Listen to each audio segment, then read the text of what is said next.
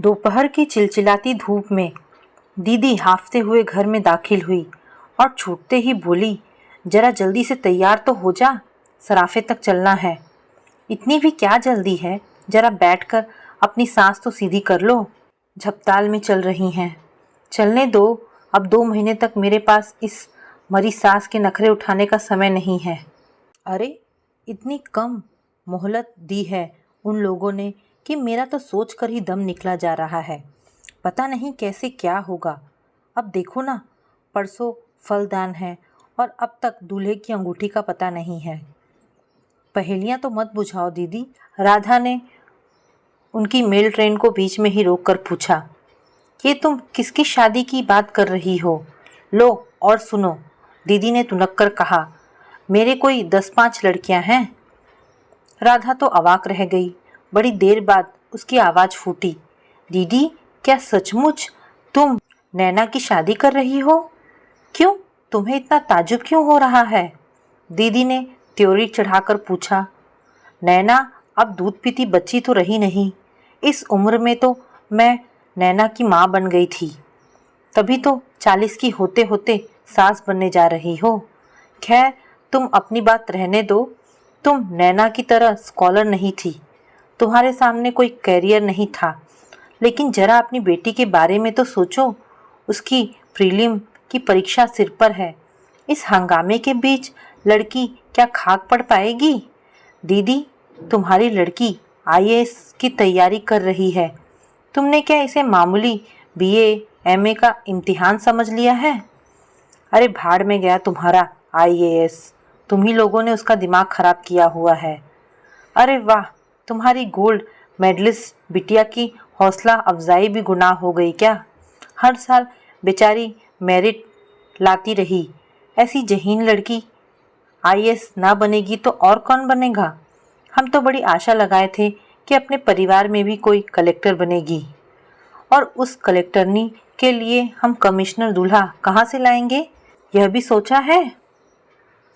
तो क्या सिर्फ इसलिए तुम अपनी ब्रिलियंट लड़की का कैरियर चौपट कर दोगी? यह तो अन्याय है दीदी। अन्याय नहीं, समझदारी है। एक बार कैरियर बन जाने पर क्या ये लड़कियां हाथ आती हैं? तब इनके पर निकल आते हैं। लेकिन दीदी, अब लेक्चर ही झाड़ती रहेगी या उठेगी भी? सारा मूड चौपट कर दिया।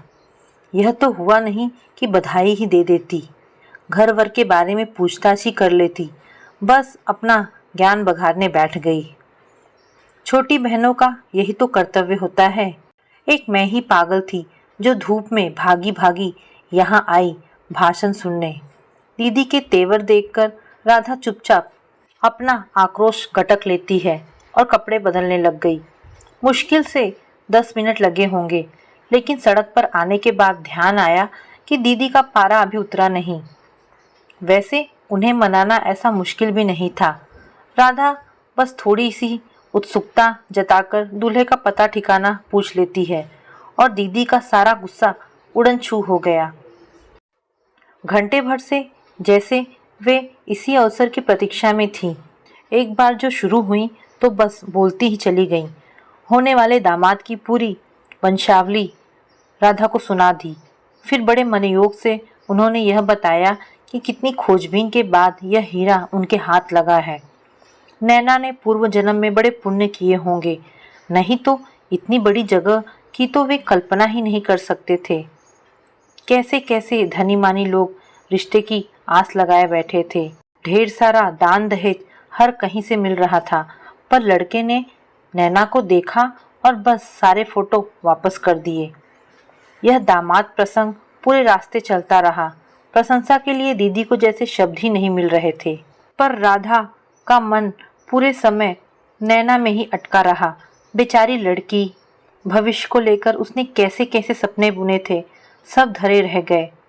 हम लोगों ने भी उसके लिए बड़ी ऊंची कल्पनाएं की थी, पर सब व्यर्थ हो गई। अपनी पुश्तैनी दुकान से दीदी ने हीरे जैसे दामाद के लिए हीरे की अंगूठी खरीदी। एक बड़ी सी चांदी की ट्रे भी खरीदी गई। नैना का सेट तो बनकर तैयार था। उसकी सास के लिए 3 तोले के मंगलसूत्र का ऑर्डर दिया गया। दुकान से उतरते हुए दीदी भेद भरे अंदाज में बोली, सास पिटारा ऐसा भेजूंगी कि देखना आंखें फटी की फटी रह जाएंगी। दीदी उस समय उत्साह की मूर्ति बनी हुई थी। शादी का जैसे उन पर नशा सा चढ़ गया था। उनका बस चलता तो शायद उस दिन पूरा बाजार ही खरीद लेती। जब पर्स में सिर्फ किराए के लायक पैसे बच रहे तभी उन्होंने अपनी खरीदारी बंद की। इतनी जोखिम के साथ उन्हें घर अकेले भेजने का साहस नहीं हुआ, वह भी साथ होली। नैना से मिलने का भी मन हो रहा था। घर एकदम सुनसान था। नैना के रहते घर में इतना सन्नाटा आश्चर्य था। 24 घंटे चीखता ट्रांजिस्टर और उसके सुर में सुर मिलाकर गाती नैना, ये तो दीदी के घर के स्थायी प्रतीक थे। नैना घर में नहीं, अपने कमरे में होगी, दीदी ने बताया और फिर एकदम याचना भरे स्वर में कहने लगी, तेरे हाथ जोड़ती हूँ राधा, उसके पास जाकर कुछ ऐसी वैसी बात मत करना। वो पहले ही मुंह फुलाए बैठी है, अब तुम उसके गुस्से को हवा मत देना।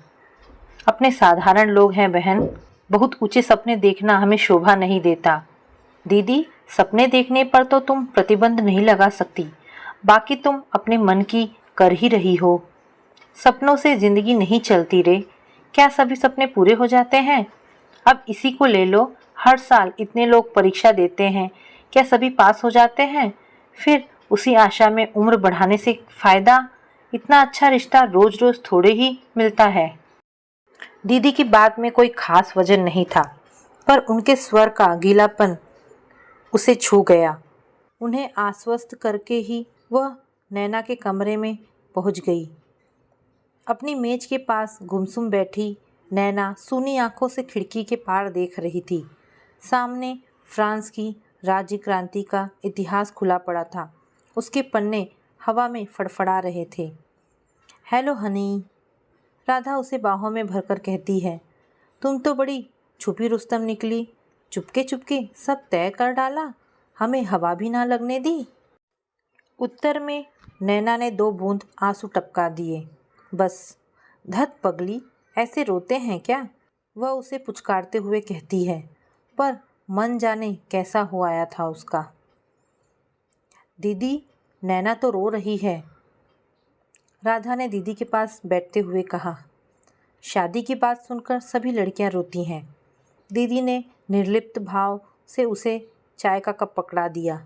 तुम भी रोई थी, हम भी रोए थे। तुम क्यों रोई थी, याद है दीदी? कॉलेज जाने का तुम्हारा अरमान मन में रह गया था। अम्मा बाबूजी ने कहा था कि तुम्हें बीए करा देंगे, तो हम लड़का कहाँ से लाएंगे? आज वही अन्याय तुम अपनी बिटिया के साथ कर रही हो।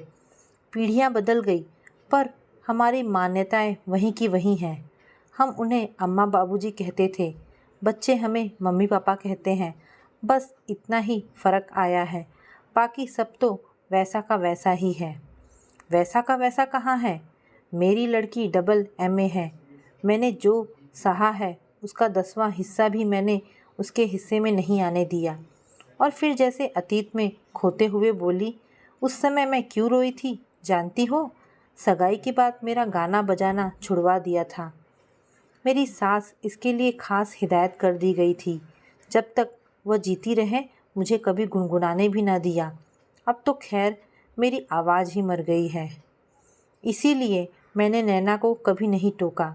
उसकी दादी गालियाँ निकालती रही, पापा तो हमेशा ही बरसते रहे, पर मैं हमेशा उसका बचाव करती रही। मेरा गला घोट दिया, कोई बात नहीं, पर लड़की पर यह अन्याय नहीं होने दूंगी। मैंने तो नैना की सास से साफ साफ कह दिया है, मैं पिछली पीढ़ी की थी, इसलिए मन मारकर भी जी गई। मेरी लड़की से यह ना हो सकेगा। वह दीदी का तमतमाया चेहरा देखती रह गई। वक्त ने उनके घाव भर दिए हैं, पर टीस अभी भी बाकी थी। प्रसंग छिड़ते ही उनकी वह पीड़ा सतह पर आ गई थी। उसे चुप देखकर ममता भरे स्वर में बोली, तुझे नैना की पढ़ाई की चिंता है ना?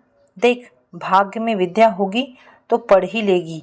वैसे वे लोग बड़े समझदार हैं। अब रहने भी दो दीदी, शादी के बाद पढ़ना क्या होता है? मुझसे पूछो, सारा घर जैसे आप पर पहरा देता है, एहसान जताता है, और अगर बदकिस्मती से कहीं फेल हो गए तो बस सारी जिंदगी ताने सुनते ही बीतती है।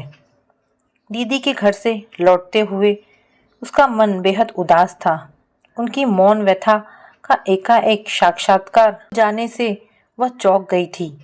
अनजाने ही उसके अपने भी कुछ घाव हरे भरे हो गए थे और इन सबसे ऊपर था नैना का आंसू भीगा चेहरा जो किसी तरह आंखों से हटता ही ना था। सच, अगर हमें अपने बच्चों के पंख कुतरने ही होते हैं तो पहले हम उन्हें आकांक्षाओं का आकाश देते ही क्यों हैं। घर में प्रवेश करते हुए डर रही थी कि सबके मुंह फूले मिलेंगे। पड़ोस से चाबी लेकर घर खोलना ना बच्चों को अच्छा लगता है ना उनके पापा को। सबके स्वागत में का दरवाजे पर मिलना जैसे ज़रूरी है। लेकिन घर में मौसम खुशगवार था। वातावरण से प्रसन्नता की महक आ रही थी। चलते समय दीदी ने ज़बरदस्ती एक मिठाई का पैकेट थमा दिया था। मिठाई और नैना की शादी की खुशखबरी एक साथ पाकर जनता और भी खुश हो गई। आश्चर्य तो तब हुआ जब पतिदेव भी मेरे सामने काजू की बर्फी का डिब्बा खोलकर खड़े हो गए। लो मैडम, तुम भी हमारी ओर से मुंह मीठा करो। तुम्हारी बिटिया भी झंडे गाड़ कर आई है। अच्छा? राधा ने खुशी से डगमगाते हुए पूछा। क्या हुआ? ओ mummy, I am so happy today. उसकी बेटी उसके गले से झूल गई। अरे पहले मुझे बताओ तो कुछ। तुम्हारी बिटिया को मद्रास कला केंद्र की स्कॉलरशिप मिली है। किस लिए? भरतनाट्यम के, क्या कहते हैं उसे? हाँ, गहन प्रशिक्षण के लिए, एक्सटेंसिव स्टडी इन भरतनाट्यम। अब हमारी लाडो 3 साल तक मद्रास में रहकर बड़े बड़े महारथियों से प्रशिक्षण प्राप्त करेगी। ओ मम्मा, आई एम सो हैप्पी। छवि फिर एक बार उसके झूलने को थी कि उसने उसे सख्ती से अलग किया और उसी सख्त लहजे में उसके पिता से पूछा, 3 साल तक मद्रास में रहेगी और इसकी पढ़ाई का क्या होगा? अरे भाई, पढ़ने के लिए ही तो जा रही है। बताया ना कि गहन प्रशिक्षण के लिए जा रही है। अरे वाह, यह कोई पढ़ाई है? अच्छा भला तो नाच लेती है, अब और प्रशिक्षण लेकर क्या करेगी? बीए, एमए करके ही कोई क्या कर लेता है? जरा इस बात पर तो गौर करो कि 810 लोगों ने फॉर्म भरे थे, उनमें से केवल 10 को चुना गया और उन 10 भाग्यशाली लोगों में तुम्हारी बिटिया भी एक है। कब भरे गए थे फॉर्म? किससे पूछकर भरे गए थे? आवेश से उसका गला ही रूंध गया। इतना एक्साइट क्यों हो रही हो?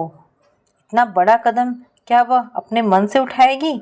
मैंने भरवाया था और शायद तुम्हें बताया भी था। गलत।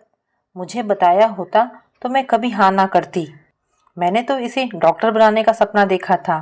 छी, मैं नहीं बनूंगी डॉक्टर।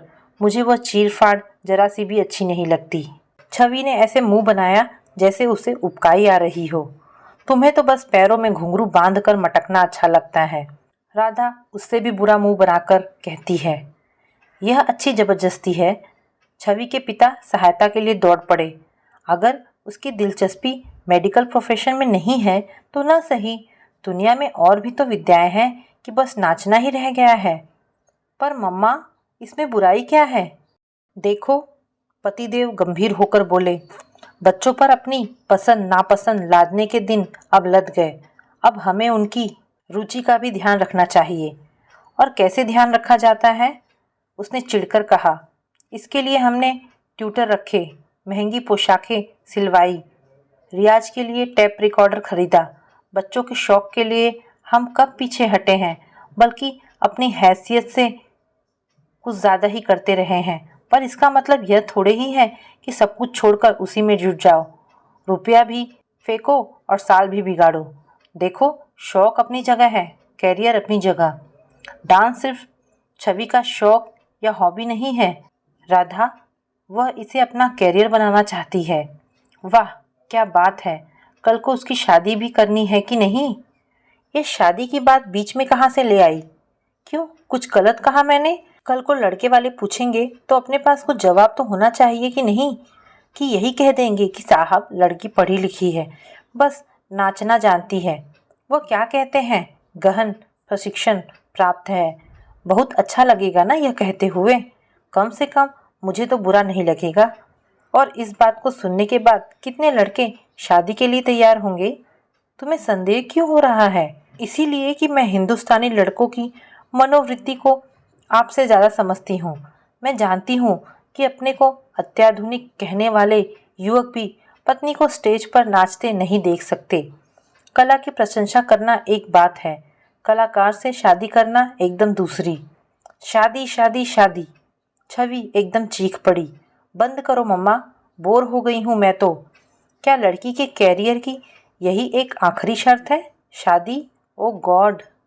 हाँ, यही आखिरी और अनिवार्य शर्त है, उसने कहा और दोनों हाथों से अपना चेहरा ढांप लिया। उसकी प्रगतिशीलता का नकाब किसी ने फाड़ कर फेंक दिया और उसे अब अपने चेहरे पर शर्म आ रही थी। दोस्तों, ये कहानी यहाँ पर समाप्त होती है। आपको ये कहानी कैसी लगी मुझे कमेंट करके अवश्य बताएं। धन्यवाद दोस्तों।